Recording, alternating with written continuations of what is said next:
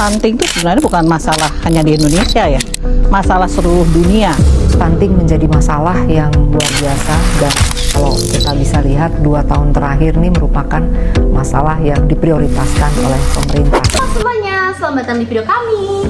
Di video ini kami akan membahas topik yang sangat penting loh untuk masa depan anak-anak Indonesia, yaitu stunting. Yang akan kita bahas itu tentang apa itu stunting, kenapa stunting bisa menjadi perhatian besar, dan bagaimana cara mencegahnya. Yuk kita simak. Jadi, stunting itu adalah kondisi di mana anak mengalami gangguan pertumbuhan yang tinggi badannya jauh lebih pendek dibandingkan anak seusianya. Biasanya, stunting disebabkan oleh kurangnya asupan gizi selama 1000 hari pertama kehidupan, mulai dari kehamilan hingga anak berusia 2 tahun. Tapi ini bukan hanya soal tinggi badan ya, stunting juga berdampak pada perkembangan otak anak, kesehatan anak, bahkan kemampuan belajar anak. Menurut WHO, stunting adalah pertumbuhan dan perkembangan yang terhambat pada anak-anak akibat gizi buruk, infeksi berulang, dan stimulasi psikososial yang tidak memadai. Anak yang terkena stunting juga memiliki dampak fisik, seperti selain tinggi badannya lebih pendek dibandingkan anak seusianya, anak yang terkena stunting juga mudah sakit dan juga pertumbuhannya lebih terhambat dibandingkan anak seusianya.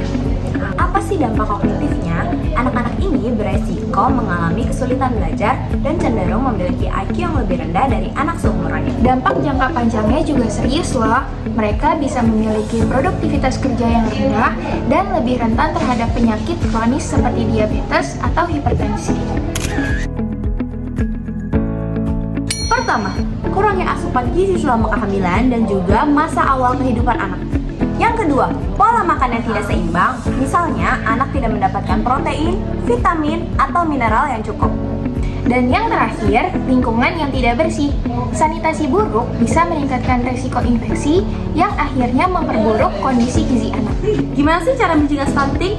Pencegahan stunting itu dimulai dari 1000 pertama awal kehidupan dan juga ibu hamil harus mengonsumsi makanan yang bergizi seperti protein yang cukup, zat besi, dan juga asam folat. Setelah lahir, berikan ASI eksklusif selama 6 bulan pertama, kemudian berikan makanan pendamping ASI yang bergizi.